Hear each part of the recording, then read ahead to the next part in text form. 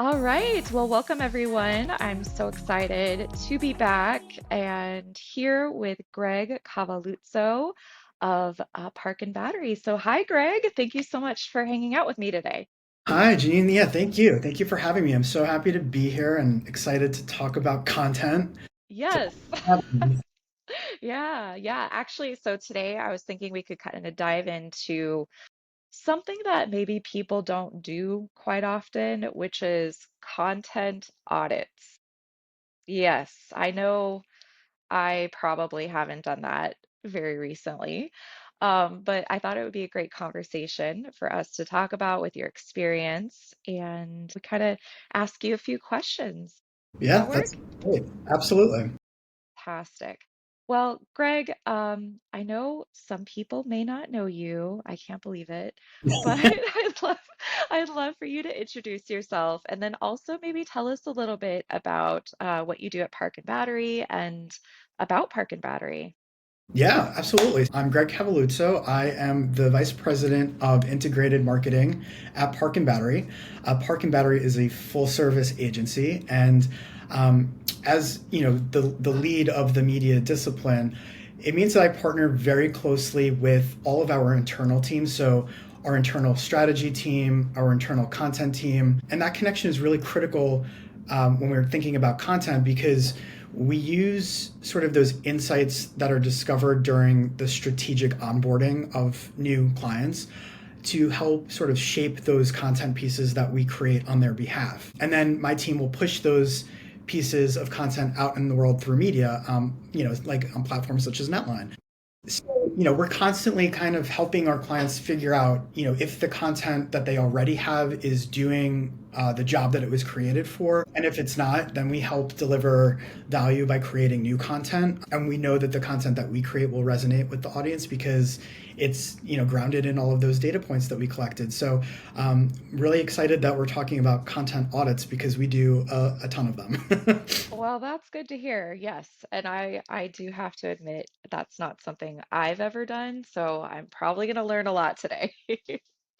Well, let's jump in, Greg. So I'm curious, you mentioned that you get to see lots of different types of content and talk to all different kinds of clients, probably a ton of different industries.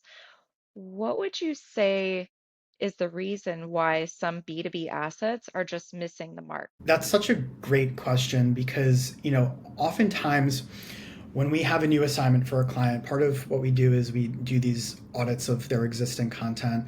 And a lot of times it's brand first and not necessarily solutions first content. So what we tend to see is that the pieces of content that resonate the best with the end target are ones that are clearly valuable. So it's something that makes their job easier. It's something that helps them solve a problem or advances something that they're searching for.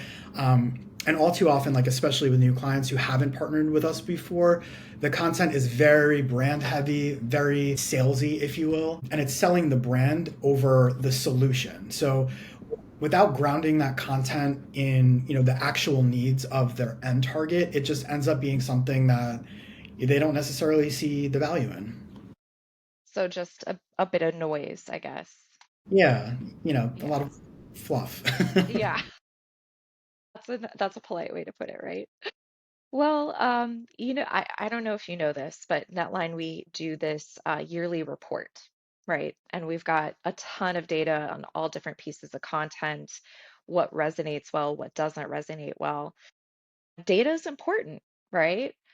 I'm curious though, like, what would you say are the most in-demand types of content right now? And I know this might be hard because it probably is industry specific, but feel free to, riff on that and share what you've noticed. Yeah, I think you hit the nail on the head. I'm, a media guy, so I am a big data nerd, and having actual data points to turn back to validate your recommendations or the decisions that you make in tandem with your client is very important. For us, we tend to see that a hero piece of content, something that offers a lot of value, such as an ebook or a white paper or case study, those are the types of content pieces that we're seeing the most traction with in the NetLine portal. And I think having, content that can help propel not only marketing needs but sales objectives as well. It has to be rooted in data, and it has to be data that's genuinely useful to the target audience. And having worked with NetLine for many years at this point, across various verticals and various different campaigns, what we get from your platform in terms of how the data is coming back to us, it really does help validate certain formats and topics, and we can go back to actual numbers to say this is working or this is not. But also Park and Battery is a very creative shop in the way that we approach media and marketing and communications in general. So probably one of the most creative places that I've worked. So as much as the data does impact our recommendations, I think the real magic happens when you combine those insights with a very strong creative platform and creative lens. So the numbers can tell you what's working, but having a very strong creative team that you partner with really does help make the content valuable in a visual way, in a messaging way, making sure that it resonates well with the audience. I think it's kind of that perfect marriage of data but also creative insights. That makes a lot of sense. Well, Greg, how do you actually go about doing an audit then? What would your advice be for marketing teams that have a ton of content and they just don't know where to start with getting down to what are the right pieces of content? Yeah. So as I mentioned, when we onboard new clients, we do a full content audit as part of the remit, and we look at everything that they have in their content library. How old it is, whether or not it's duplicative of other pieces that they have. Certainly, if there's any data, like we were just talking about from previous initiatives that could help support how the content is resonating with the audience, we look at that. Recently what we're seeing also is a lot of brand created content is leaning heavily into AI to do creation. AI can be a very powerful tool. It can be incredible when it's used correctly, and we as an agency are certainly embracing AI for a certain level of automation. But when it's not done correctly, going back to what I was saying about fluffy content, the output can feel very detached from what the objective is. So we do embrace, like I said, AI, but not at the expense of embedding those insights, right, that we're uncovering during a discovery process, to bring in that human element, because the human connection is really what makes that content meaningful and relatable to the end user. So I would say as part of the audit that we do, resonance is a very important lens of which we look at that content through to ensure that we're delivering on the end goal of the target audience. I think when we as an agency develop that content, the people who are actually writing or shooting, if it's a piece of video content, or creating the scripts, whatever it is, they become almost subject matter experts in the content itself. That's how embedded we get in the process, and it's just something that you can't necessarily replicate through a chatbot. Yeah, yeah, that makes a lot of sense. So definitely it's important to take a look and see what's working well, but include not just data, not just AI, but your own insights as well.